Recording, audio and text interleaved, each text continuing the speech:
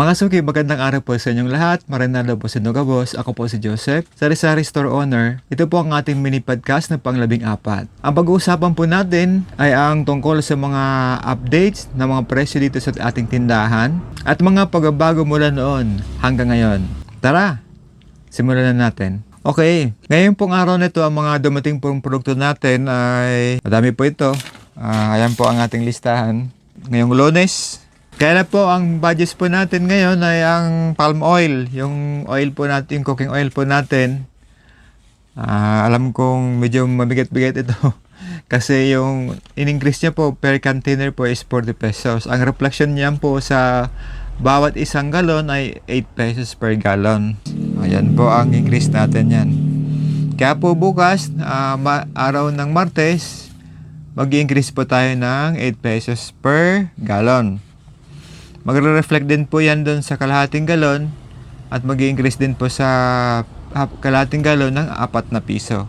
At kukintin pa rin natin kung ilan ba ang i-reflect din yan sa per bottle. Pero at least bad news siya, pero available naman yung produkto. Kasi ganun talaga ang sistema nun. Kapag patapos ng buwan, pag naghanap ng binta, ang ating mga supplier ay bumababa sila ng price at pagkatapos ng tapos na yung cut ng produkto, babalik ulit sa dating presyo o tataas. Ganon po yan. At may mga produkto pa po tayong dumating, yung ganito mga soy sauce, yung katol, alas kebab, yung tops. At yung sa asukal po natin, as usual pa rin ang presyo natin. Di rin po tayo mag-increase sa asukal. At pati na rin po dito sa arena natin, wala pa rin tayong pag-increase sa mga arena. At sa macaroni din, wala pa rin tayong pag-increase. Pati nandun dito sa soy sauce na galon, wala rin tayong pag-increase. At ang iba pa pong dumating ngayong araw na to ay ang pita cracker, skyflakes, Mondi Mamon. Ito Mondi Mamon na to, yun ang bago natin ngayong February. Ito, kakukuha pa lang natin ito ng Mondi Mamon. At yung skyflakes na tsokolate, available na ulit. Yan lang po ang ating mga update sa mga produktong dumating ngayon.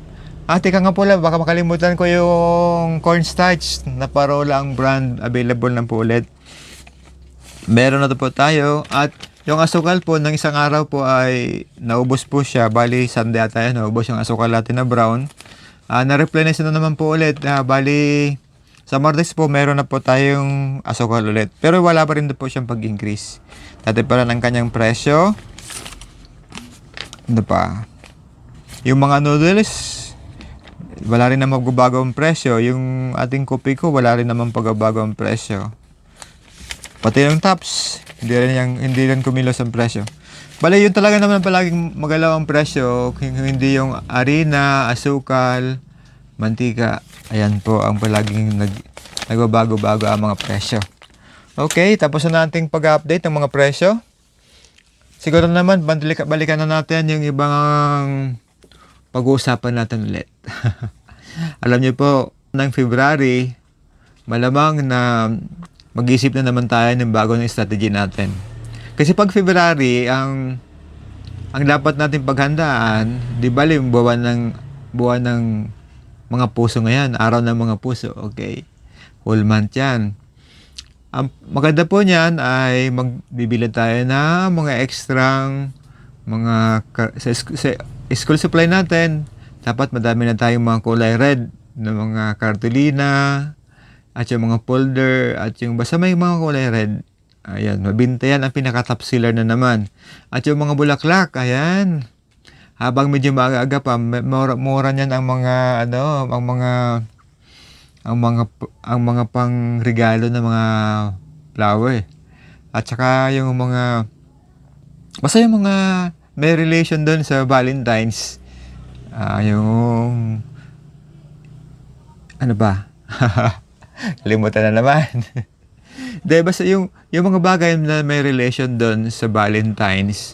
Kasi pag Valentine's po, mabibinta yung mga tsokolate, yung mga roses, yung mga yung balloons.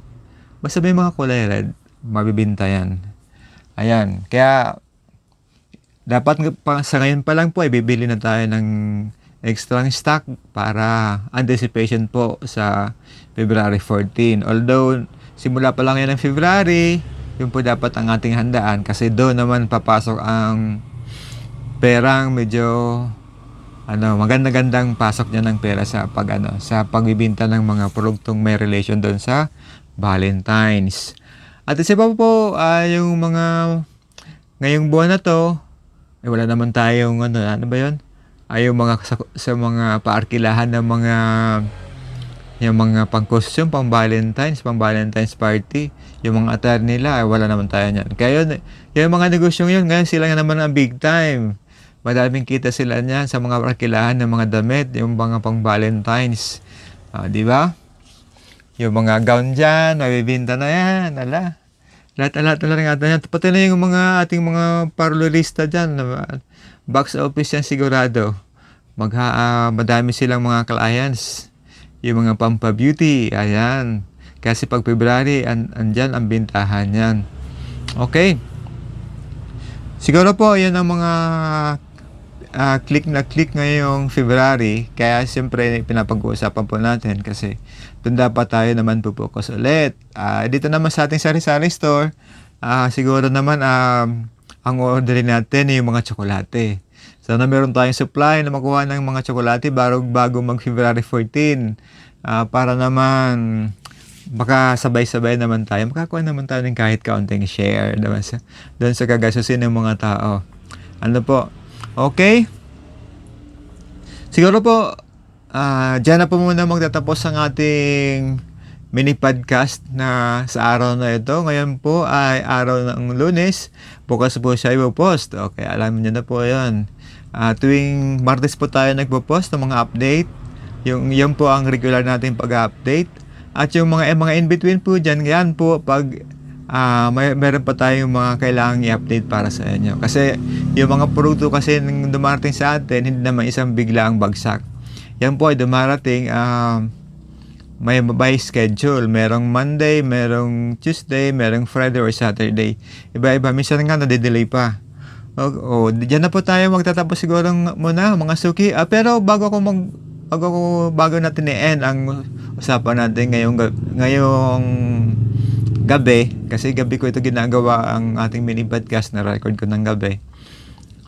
Nais ko sana sa inyong sabihin na baka po pwede naman kayong subscribe sa ating social media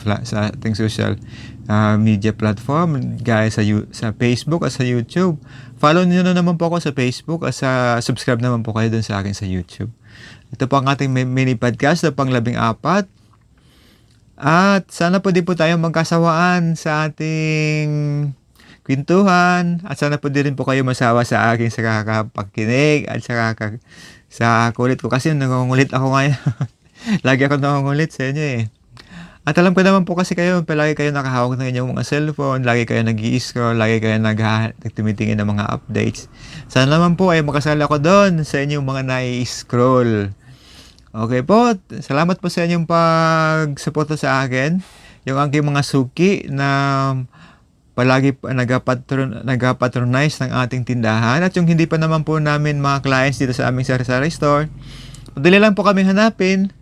Sa tapat lang po kami ng Calawag Elementary School, in between po ng gate, at malapit lang po kami sa may barangay hall. Ayan po, siguro naman clear na po yan.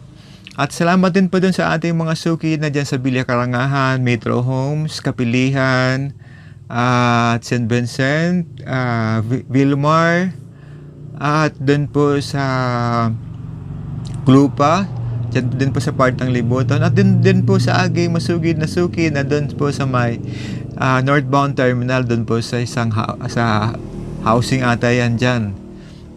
Dyan sila nakatira. Nakakarating pa po kasi sila dito sa amin.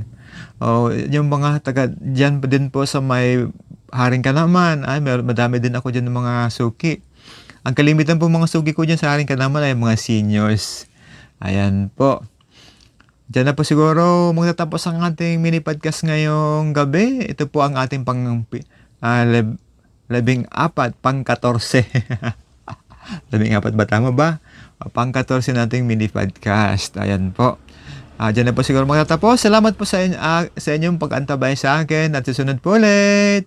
See you. Bye-bye.